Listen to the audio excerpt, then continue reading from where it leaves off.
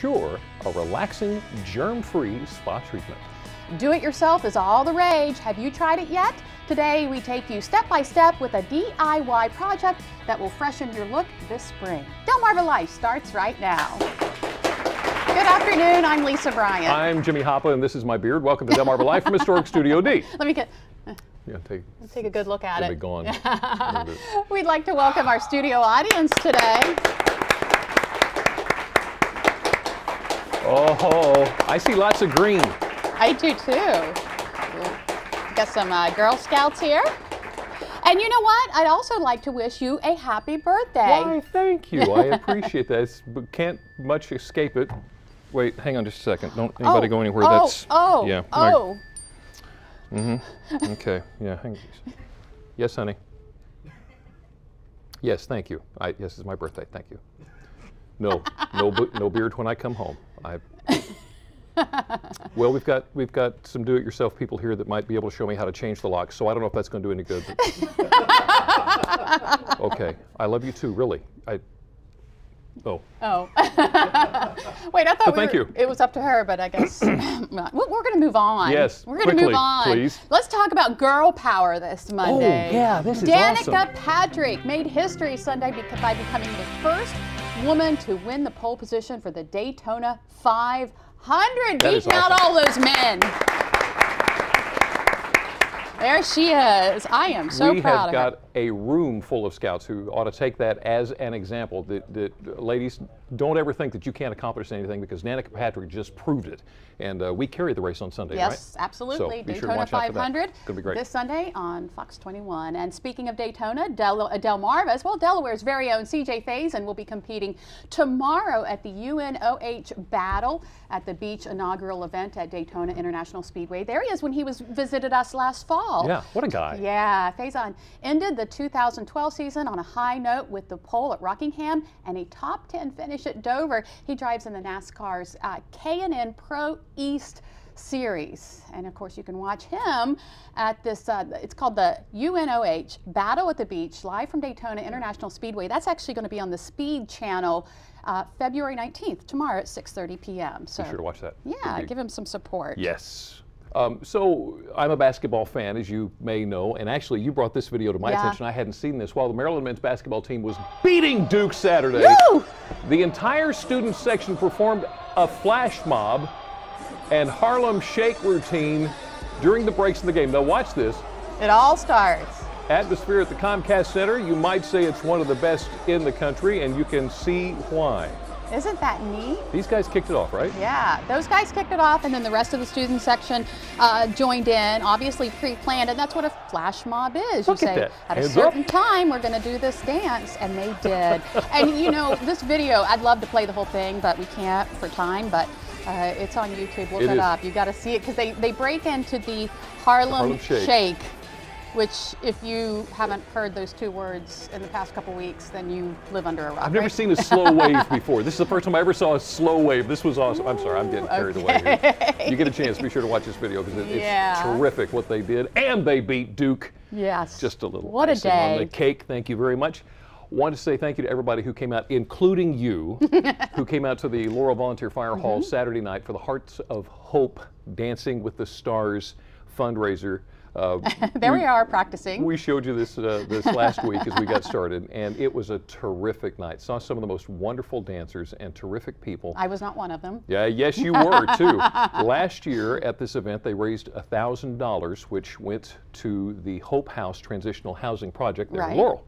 And this year set a new record of $1,600. And that's just vote money. And that's just vote money. That doesn't count. Right. A lot of businesses and a lot of donations from a lot of wonderful people. So congratulations to you. That was wonderful. Thank you so much.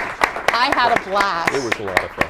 Can't wait till next year. Well, you may remember how successful the inaugural Firefly Festival in Dover was. In fact, you may have got so tired of hearing me talk about the Firefly Festival in Dover. Well, the company behind it has put up a website, and now everyone is going online to see who's going to be at this summer's show.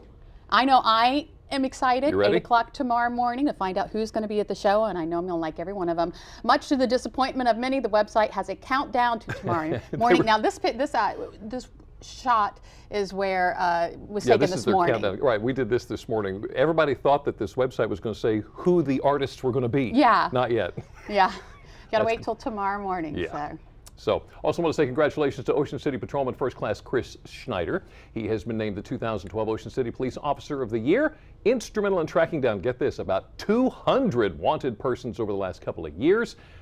Year before, he made 56 arrests, 40 arrests last year. He's closing in on his 300th wanted person of his career.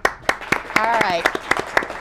Well, today is, of course, President's Day. It was originally established celebrating our first president's birthday, George Washington, but was moved to the third Monday of February to also salute our 16th president's birthday, Abraham Lincoln, and all other presidents as part of 1971's Uniform Monday Holiday Act. Lincoln, of course, was instrumental in freeing slaves. Now, before Lincoln issued the Emancipation Proclamation, somebody who really went against all that Lincoln believed in was Patty Cannon. And as we learned from Brian's story just last week, Patty Cannon started capturing free slaves and sending them back down south into slavery. We wouldn't have known of Cannon's story without the man in the Steeple Top Hat. And joining us today to tell us more is WBOC's Charles Paparella with no steeple top hat on. First of all, tell us, who is the man with the steeple top hat? Well, in the book, this is the book. This is a famous book. I want to hold it up so you can see a little bit better. That's the guy in the steeple top hat right there. In the book, his name is Meshach Milburn. And the interesting thing about this is really that this book preserved a history of this region and important parts of the history of this region in a way that was not preserved in the history books, because the kinds of things that are preserved here don't generally make it to history books because they're too embarrassing for everybody. Murder, mayhem, kidnapping, you know, like he was talking about, and all the people in the book can be identified except for this guy, right? And I've been working on this story for 40 years. Seriously. Really? I'm 61. I read this book when I was 21, working at a newspaper in Somerset County. And I learned there that they tried to stop publication of this book because it was so embarrassing to the aristocracy of the time. Isn't that interesting? Anyway, they were unsuccessful because the guy who wrote it, George Alfred Townsend, born in Georgetown, Delaware, was just too much of a force to be reckoned with. And they could not stop the publication of the book. It became a sensation. It embarrassed people all over the continent, right? It's a wonderful story. But still, to this day, people didn't know who this guy was. I think I know. All right. Really? And we'll find out tonight. It's in the story. I don't know if I can let these people. Now they're not allowed. We're going to do it tonight. The man in the steeple top hat airs tonight on WBOC News at 11. Charlie, thank you for joining us. Thank you. I have to stay up for that one. Got to see this one, Charlie. Thank you. Well, still ahead on Delmarva Life. She's more than 200 years old and sitting right here on Delmarva. We, of course, are talking about the DeBrock shipwreck. Brian Spiros is in Lewis this afternoon with more. Brian?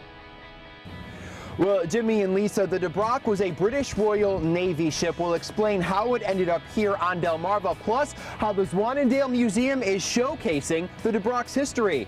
Still to come, much more. You're watching Delmarva Life. We'll be right back.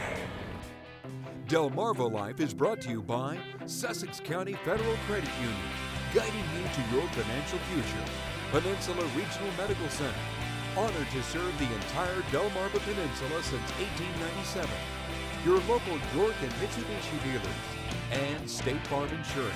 Like a good neighbor, State Farm is there.